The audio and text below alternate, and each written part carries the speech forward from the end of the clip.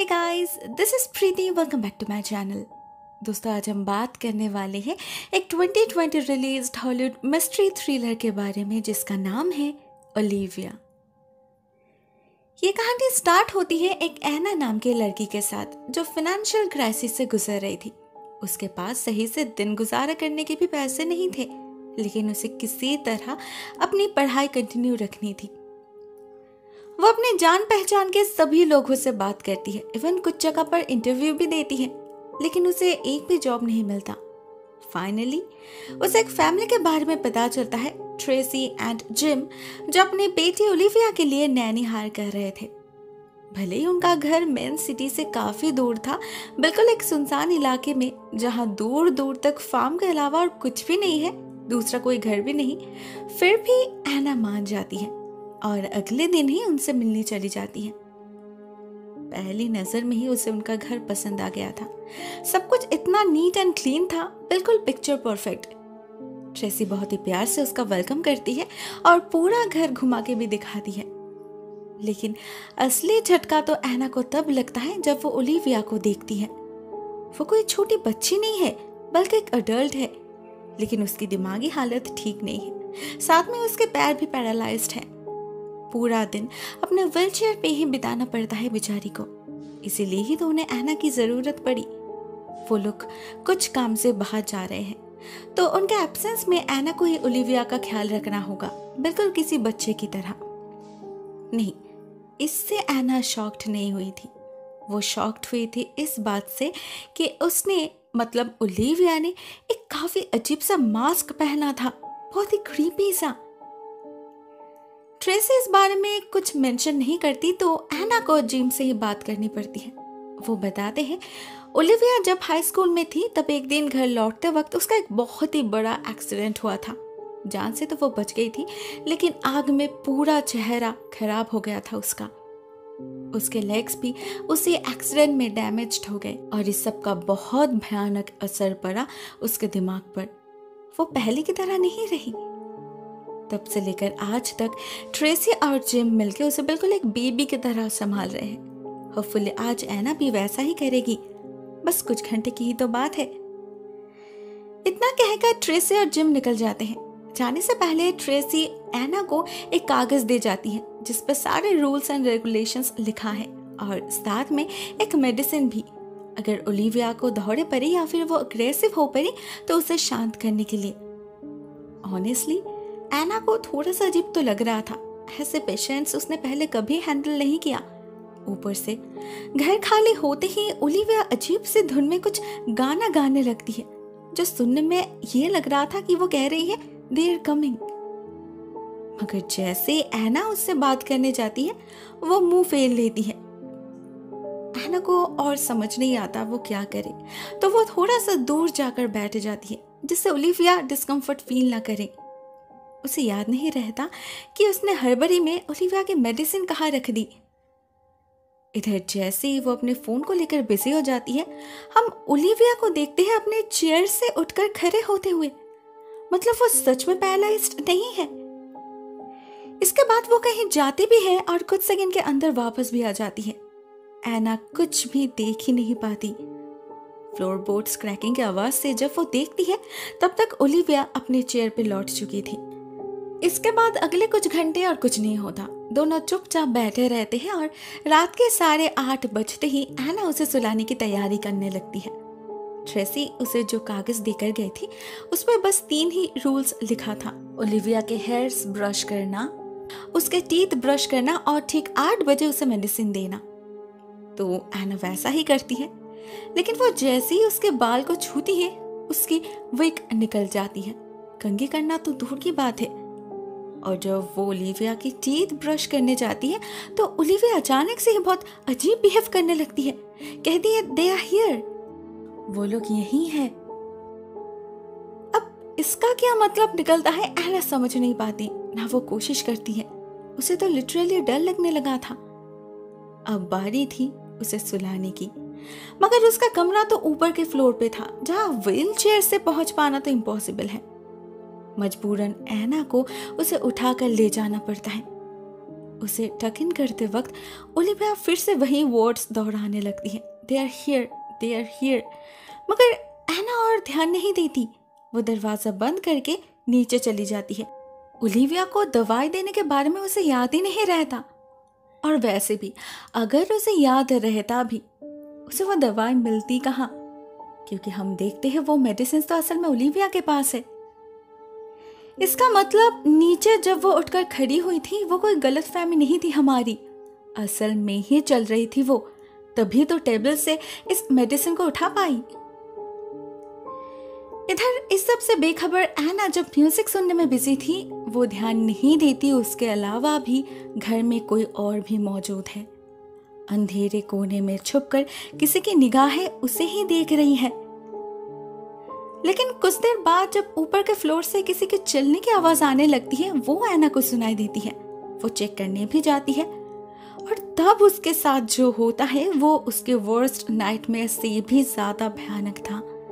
उसे दिखता है ओलिविया रो रही है, बहुत ही वियर्ड तरीके से अपने हाथ पैर बेंड कर रही है। वो जैसे ही एना उसे छूती है वो अपना मास्क हटा देती है। एना को दिखाई देता है उसका असली चेहरा। सरप्राइजिंगली ओलिविया देखने में बिल्कुल उसकी तरह थी, लेकिन उसकी हाइट कुछ ज्यादा ही तेजी से इंक्रीज हो रही थी। देखते ही देखते उसका माथा सीलिंग छू लेता है। यह सब देखकर एना की तो हालत खराब हो चुकी थी, लेकिन वो चाहकर भी वहां से हिल नहीं पाती क्योंकि उसके पैर नम हो चुके थे। उधर ओलिविया एना से फिर से वही बातें कहने लगती है, साथ में ये भी कहती है कि वो तुम्हें देख रहे हैं, वो तुम्हें ढूंढ लेंगे, मुझे भी। इतना कहकर ही ओलिविया चीखने लगती है और एना के पीछे से दो हाथ आकर उसे पकड़ लेता है। एना खुद को बचा नहीं पाती, सिर्फ चीखने के सिवा और कुछ नहीं कर पाती वो, और उसी चीख से शायद उसकी नींद टूट जाती है। हाँ, ये उसका सपना था, ऐसा भयानक सपना जो उसने पहले कभी नहीं देखा। लेकिन आज ऐसे अचानक इतना अजीब सपना उसने देखा ही क्यों? उसे कुछ समझ नहीं आ रहा था। काफी घबराई हुई थी वो, अनकंफर्टेबल फील करने लगी थी। तो वो कॉल करती है ट्रेसी को, वो लोग कब लौट रहे हैं ये जानने के लिए। मगर तब उसे रियलाइज होता है इस घर में तो कोई सिग्नल ही नहीं है। फ्रस्ट्रेटेड होकर एना वॉशरूम चली जाती है और ठीक तब ही करंट ऑफ हो जाता है और अंधेरे में हमें दिखाई देता है ओलिविया का व्हीलचेयर, जिसे कोई खींच रहा था, क्योंकि साथ में किसी के दो पैर भी हमें नजर आते हैं। एना ये सब देख नहीं पाती। वो वॉशरूम से निकलते ही डायरेक्टली बेसमेंट की तरफ जाने लगती है मेन स्विच चेक करने। लेकिन वो जितना नीचे जाने लगती है उतनी ही तेजी से एक बहुत ही घिनौनी बदबू हिट करती है उसे, ऐसे कुछ सड़ रहा हो अंदर।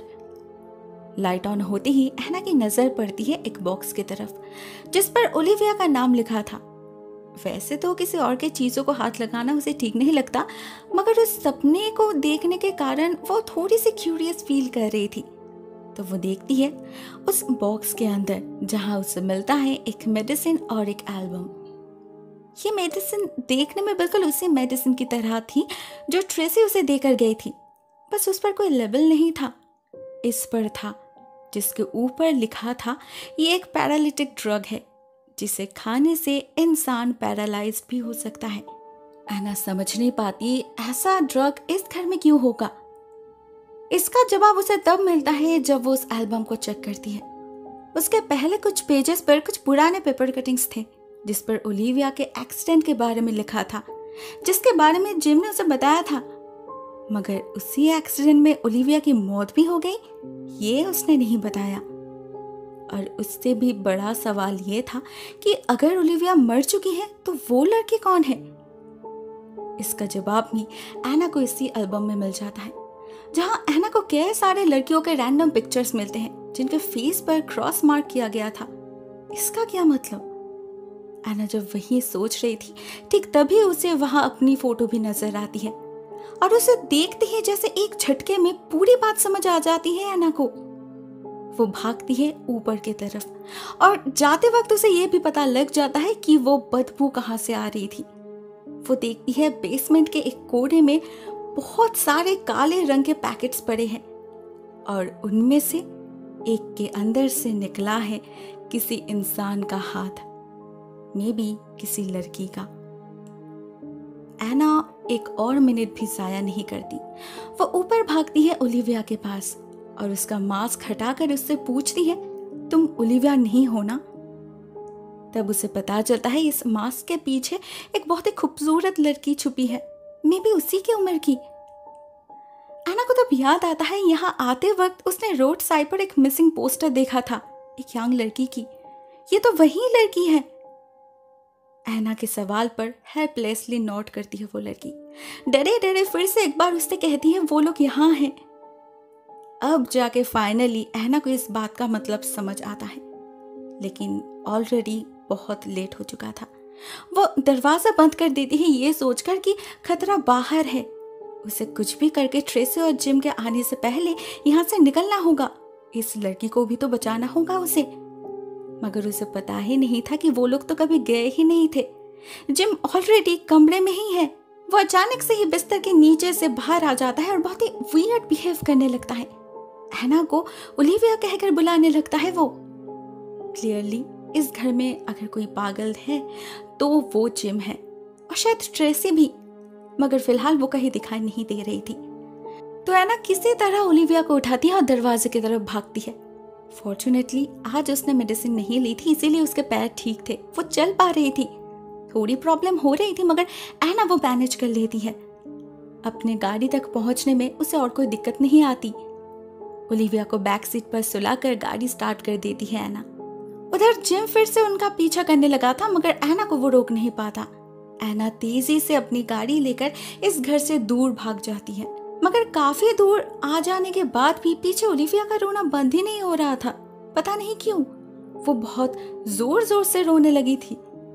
एक पॉइंट पे एना बहुत ही फ्रस्ट्रेटेड हो जाती है और रोकने की कोशिश करती है ओलिविया को। और तभी लुकिंग ग्लास के तरफ देखकर ही उसका पूरा शरीर कांपने लग जाता है, क्योंकि उसे दिखाई देता है वहां ओलिविया नहीं कोई और ही बैठा है। उसका स्माइल इतना क्रीपी था जिसे देखकर ही एना का बैलेंस बिगड़ जाता है। उसके बाद एक हाथ आकर गाड़ी का स्टीयरिंग घुमा देता है और एक्सीडेंट हो जाता है।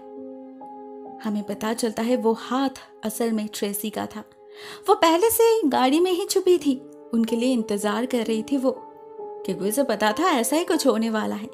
ऑलरेडी 6 लड़कियों के साथ कर चुकी है वो, ये सब एक्सपीरियंस तो उसे होगा ही।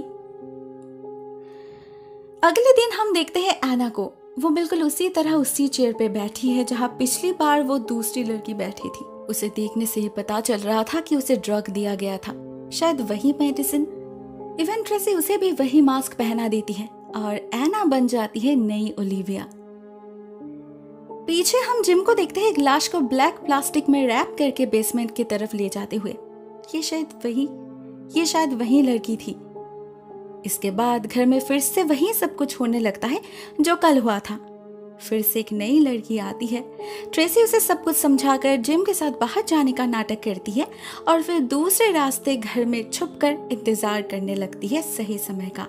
क्या एना इस बार खुद को बचा पाएगी? क्योंकि यही उसका लास्ट चांस है। अगर इस बार उससे नहीं हुआ तो और कभी उसे वो मौका नहीं मिलेगा। लेकिन क्या वो अपने नैनी को समझा पाएगी अपनी बात? God knows. दोस्तों, ये कहानी यहीं पर एंड हो जाती है। ये एक साइको फैमिली की कहानी है, एक पेरेंट्स की कहानी है जो अपने बेटी के मौत के बाद दूसरे लड़कियों को किडनैप करके फोर्सफुली उन्हें अपने पास रखा, उन पर टॉर्चर किया और फिर उन्हें मार डाला। यही उनका सोर्स ऑफ एंजॉयमेंट था। मे बी उन्हें एक सेटिस्फैक्शन मिलता था ये सब करके। वो लड़की उनकी 6th विक्टिम थी।